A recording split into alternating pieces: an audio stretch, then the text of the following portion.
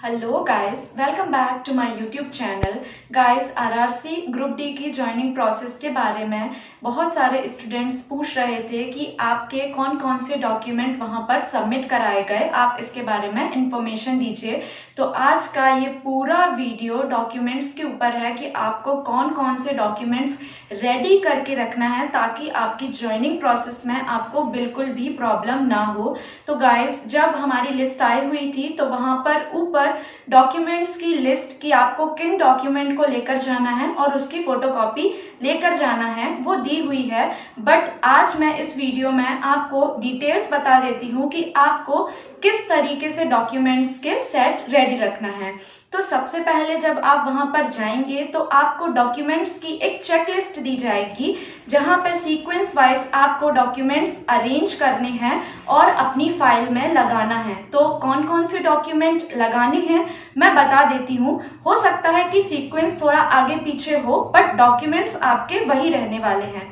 तो सबसे पहले मोस्ट इम्पॉर्टेंट चीज ये है कि आप अपना 10th 12th और कास्ट सर्टिफिकेट को ऑनलाइन वेरीफाई कराकर जाइए, क्योंकि गाइस 25th को जब मेरा डॉक्यूमेंट वेरीफाई होना था तो उसी दिन 10th और 12th का रिजल्ट आया था। इसी कारण एमपी सर्वर वीक चल रहा था और अच्छे से काम ना करवाने के कारण वहां पर मेरा 10th 12th का मार्कशीट वेरीफाई नहीं हो पाया, जबकि आपको कराना मैंडेटरी है। तो आप पहले से ही ऑनलाइन वेरीफाई करा कर जाइए अपने 3 डॉक्यूमेंट को, 10th की मार्कशीट, 12th और आपका स्टेट कास्ट सर्टिफिकेट। अब देखिए वहां पर चेकलिस्ट पे आपको जो डॉक्यूमेंट लगाने हैं उसके अकॉर्डिंग तो सबसे पहले आपकी 10th की ऑनलाइन वेरीफाइड मार्कशीट लगानी है और यदि आपके पास सर्टिफिकेट होगा तो सर्टिफिकेट भी आपको लगाना है। कुछ स्टूडेंट्स ऐसे होंगे जो सर्टिफिकेट जिनके पास नहीं होगा तो वो बिल्कुल परेशान ना हो, उनकी 10th की मार्कशीट ही सर्टिफिकेट का काम करेगी। तो सबसे पहले आपको 10th का ऑनलाइन वेरीफाइड आपकी मार्कशीट लगानी है और सर्टिफिकेट हो तो सर्टिफिकेट लगाना है। सेकेंड, आपको 12th का ऑनलाइन वेरीफाइड आपकी मार्कशीट लगानी है और जिन स्टूडेंट के पास सर्टिफिकेट है तो सर्टिफिकेट की भी फोटोकॉपी लगानी है। थर्ड आ जाता है आपका, आपने ग्रेजुएशन में जो भी किया हुआ हो और आपकी टेक्निकल कोई भी डिग्री हो तो उसकी फोटोकॉपी। अब देखिए, आपने ग्रेजुएशन किया हो या पोस्ट ग्रेजुएशन किया हो, आप अपनी डिग्री भी लेकर जाइएगा कि डिग्री की फोटोकॉपी भी मांग रहे हैं। जिनके पास डिग्री नहीं है तो वो ज्यादा परेशान ना हो, क्योंकि मैंने भी अभी तक अपनी डिग्री के लिए अप्लाई नहीं किया है। तो डिग्री के बदले आप अपनी 6th सेम की, जो भी आपका लास्ट सेमेस्टर है, उसकी आप मार्कशीट की फोटोकॉपी लगा सकते हैं। नेक्स्ट आता है हमारा कास्ट सर्टिफिकेट। तो ऑनलाइन वेरीफाइड स्टेट लेवल का कास्ट सर्टिफिकेट आप लगाएंगे और उसके बाद सेंट्रल लेवल का जो रेलवे फॉर्मेट का कास्ट सर्टिफिकेट है ओरिजिनल, आपको वो वहां पर लगाना पड़ेगा। तो ये डॉक्यूमेंट हो गए। उसके बाद जो पीडीएफ में दिया हुआ था तो उसके लिए आपको परिवार का घोषणा पत्र जो था, परिवार का विवरण जिसमें आपको देना था, तो आप उसको फिल मत करिएगा, क्योंकि वहां पर पूरे फैमिली मेंबर के नाम नहीं आने हैं, सिर्फ उस फैमिली मेंबर का नाम आना है जिसको आप नॉमिनी बनाना चाहते हैं, जो आप पर डिपेंडेंट हैं। और यदि कोई आप पर डिपेंडेंट नहीं है तो आप वहां पर खुद का नाम लिखेंगे। तो गाइस, आपको यदि कंफ्यूजन हो रही हो कि किसका नाम लिखना चाहिए, मुझे देना चाहिए, तो आप उसको वहां पर ही फिल करिएगा। वो ही आपको बताएंगे कि आप किस फैमिली मेंबर का नाम वहां लिखेंगे। और इसके बाद आ जाता है हमारा एक घोषणा पत्र, जिसमें आपने 2 रेलवे कर्मचारियों के साइन कराए होंगे और उनका नेम वगैरह लिखा होगा, आपको वो लगाना होगा। तो ये हो गए। फिर हो गया हमारा नोटराइज जो किया होगा आपने मैटर, वो भी आपको लेकर जाना है, वो भी आपकी फाइल में लगेगा। और नेक्स्ट आता है कि आपको किस बैंक से भुगतान लेना है, इसका जो एक फॉर्मेट था उस पर ही आपको अच्छे से उसको फिल कर कर अपनी फाइल पर लगाना है। तो इतने डॉक्यूमेंट के बाद अब मोस्ट इंपॉर्टेंट चीज आती है आपका अटेस्टेशन फॉर्म। तो देखिए गाइस, अटेस्टेशन फॉर्म हो, एनपीएस हो या किसी भी टाइप का फॉर्म हो, आपको वहां पर ओवरराइट नहीं करना है और ना ही आपको वहां पर मार्कर या किसी भी चीज का यूज करना है और व्हाइटनर का भी यूज आपको नहीं करना है। वहां पर आप एनपीएस को ब्लैक पेन से फिल करेंगे, ये आपको पता होगा, और बाकी सारी डॉक्यूमेंट को आप ब्लू पेन से फिल करने वाले हैं। बट आप किसी भी डॉक्यूमेंट में ओवरराइट नहीं करिए, क्योंकि कुछ डॉक्यूमेंट मेरे भी ऐसे थे जो मिस्टेक के कारण थोड़ा ओवरराइट हो गया था, बट मुझे परेशान होना पड़ा और फिर से उसका प्रिंट निकलवा कर फिर से आपको वहां फिल करना पड़ सकता है। तो आप ऐसा बिल्कुल मत करिएगा। नेक्स्ट, यदि अटेस्टेशन फॉर्म की मैं बात करूं तो अटेस्टेशन फॉर्म को फिल करते वक्त आप कोई गड़बड़ नहीं करिएगा। जो डिटेल नहीं समझ में आ रही है वहां पे आप पूछ सकते हैं, वो आपको इजीली बता देंगे कि आपको यहाँ पर क्या फिल करना चाहिए, और आपका अटेस्ट होना चाहिए वो किसी भी गैजेटेड ऑफिसर से। इसके बाद बहुत लोगों को जिस चीज में कंफ्यूजन है वो है हमारा एनपीएस। तो देखिए, एनपीएस को ब्लैक पेन से फिल करना है, उसके साथ ही किसी को समझ में नहीं आ रहा है आगे क्या आपको डालना है, तो एनपीएस के लगभग 3 पेज तक हमको फिल करना है, उसके बाद के आपको फिल नहीं करना है। और यदि बहुत प्रॉब्लम हो रही हो उसे फिल करने में, तो मैं कहूंगी कि आप उसे ब्लैंक रहने दीजिए, आप बिल्कुल फिल मत करिए, क्योंकि वहां पर बहुत समय रहता है।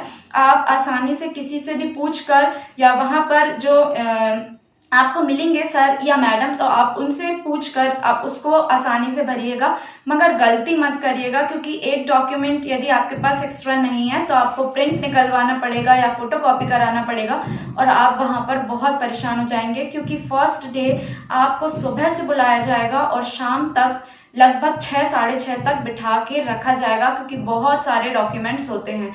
तो एनपीएस को फिल करते वक्त एक इम्पॉर्टेंट चीज मैं और ये बताऊंगी कि आप जिसको भी नॉमिनी बना रहे हैं, तो वहां बोला गया था कि यदि कोई मैरिड है तो वो अपनी वाइफ को या हस्बैंड को नॉमिनी बनाएगा, और यदि कोई अनमैरिड है तो वो अपने पेरेंट्स को ही नॉमिनी बना सकते हैं, ऐसा वहां पर बोला गया था। तो मैंने ये फॉर्म गलत फिल किया था, मैंने अपनी सिस्टर का पहले नाम फिल किया था, बट फिर उन्होंने बोला कि आप अपने फादर, और फादर नहीं है तो मदर को बना सकते हैं। तो ये डिटेल्स चेंज हुई मेरी, और वो जो मैंने पहले फॉर्म फिल किया हुआ था वो इनकरेक्ट था, इसलिए उसको रिजेक्ट कर दिया गया। तो आप एनपीएस को इस तरीके से भरिएगा, और जब आप नॉमिनी वाले सेक्शन में जाएंगे तो आप नॉमिनी का डेट ऑफ बर्थ नहीं डालेंगे, क्योंकि वहां पर मना किया गया है। सिर्फ नॉमिनी का नाम और लिखना है वहां पर कि आपका क्या रिलेशन है नॉमिनी से, बस इतना आपको फिल करना है। और एक बहुत इंपॉर्टेंट गाइस बात ये है कि आपको अपनी सारी डिटेल्स, चाहे आपका खुद का नाम हो, आपके मम्मी का हो, आपके पापा का हो, और या फिर डेट ऑफ बर्थ हो, पूरी आपको अपनी 10th की मार्कशीट के अकॉर्डिंग फिल करनी है। यदि 10th की मार्कशीट में आपके पेरेंट्स के नाम के बाद सरनेम नहीं दिया है तो आपको नहीं लिखना है, क्योंकि यदि आप 10th और 12th की मार्कशीट के अकॉर्डिंग नाम नहीं लिखते हैं तो आपका वो फॉर्म भी रिजेक्ट हो जाएगा।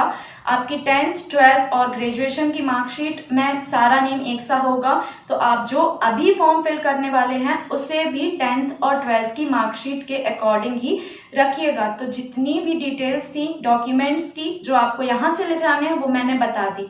अब इसके बाद आता है कि वहां से फॉर्म्स मिलते हैं, आपका सर्विस रिकॉर्ड मिलता है। तो सर्विस रिकॉर्ड में बिल्कुल भी गड़बड़ नहीं होनी चाहिए। इसके लिए वो डेमो के लिए आपको एक पेपर देंगे, और उसमें सारी डिटेल्स जिस तरीके से आप डालेंगे उसको ही कॉपी करके आपको सर्विस रिकॉर्ड में लिखना है।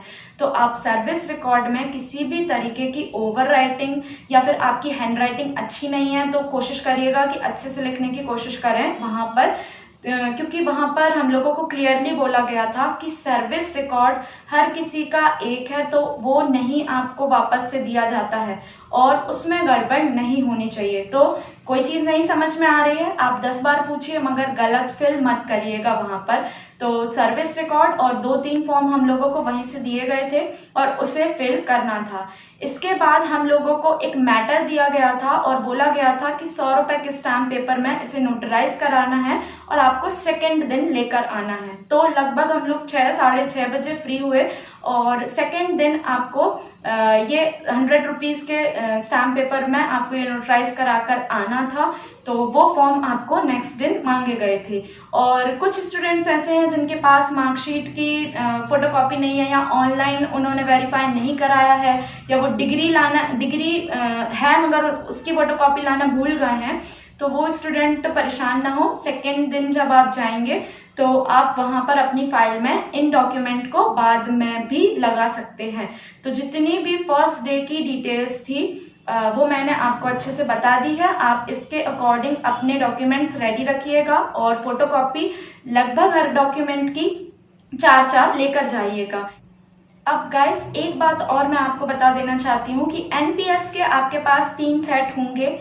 कई स्टूडेंट ने ऐसा किया था कि अटेस्टेशन फॉर्म एक उन्होंने अटैच करवाया था और उसकी फोटोकॉपी करवाई थी, तो आपको ये नहीं करके जाना है। तीनों अटेस्टेशन फॉर्म में सीधा दिया हुआ है, एक ही गैजेटेड ऑफिसर के सील एंड साइन करवा के लाने हैं। और एनपीएस की यदि मैं बात करूं तो जब आप एनपीएस के 3 सेट लगाते हैं तो तीनों सेट में आपको कुछ डॉक्यूमेंट अटैच करने पड़ते हैं। उन डॉक्यूमेंट की मैं थोड़ा लिस्ट बता देती हूँ कि आप वो वाली फोटोकॉपी रखिएगा उन डॉक्यूमेंट्स की। तो सबसे पहले आपकी 10th की मार्कशीट, सेकेंड है आपका आधार कार्ड, तीसरा है आपका पैन कार्ड, फोर्थ है आपकी बैंक की पासबुक, आपका फिफ्थ है जो आपने जिसको नॉमिनी बनाया है उसके आधार कार्ड की फोटोकॉपी, और लास्ट है आपकी चेकबुक। चेकबुक को आप कैंसिल कर दीजिएगा। एक ब्लैंक चेक जो होता है तो एक सेट पे ओरिजिनल आपका ब्लैंक चेक लगेगा और बाकी 2 सेट में उनकी फोटोकॉपी लगेगी।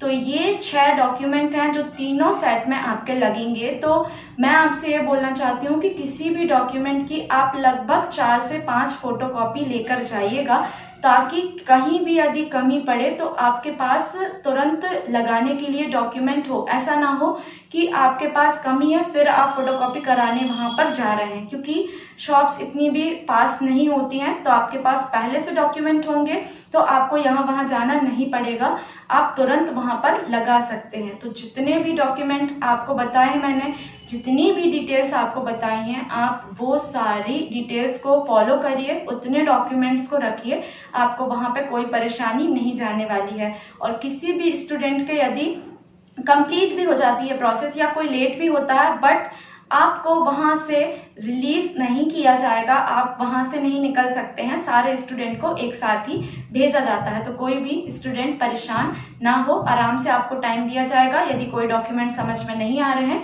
तो आप वहां पर पूछकर उसे फिल कर सकते हैं। गाइस, आप कमेंट सेक्शन में यदि और कोई क्वेरी हो तो आप जरूर बताइएगा, मैं उससे रिलेटेड वीडियोस भी लाने की कोशिश जरूर करूंगी। और ज्वाइनिंग की प्रोसेस एक दिन में कंप्लीट नहीं होती है, अभी हम लोगों को भी रेगुलर बुलाया जा रहा है और आप लोगों को भी रेगुलर बुलाया जाएगा। तो जो कैंडिडेट्स दूर से आ रहे हैं प्लीज आप लगभग 1 हफ्ते के हिसाब से आइए, क्योंकि एक दिन में प्रोसेस कंप्लीट नहीं होने वाली है और ये थोड़ा सा टाइम टेकिंग है जिसमें आपको टाइम लगेगा। कमेंट सेक्शन में अपनी क्वेरी लिखकर जरूर बताइए, वीडियो को लाइक कर दीजिएगा, चैनल को सब्सक्राइब कर दीजिएगा और जितना हो सके इस वीडियो को शेयर करिए, ताकि जो भी इस जोन वाले कैंडिडेट्स हैं उन्हें कोई क्वेरी है, उनका ज्वाइनिंग डेट आने वाला है तो उन्हें कोई भी परेशानी ना हो। Thank you so much.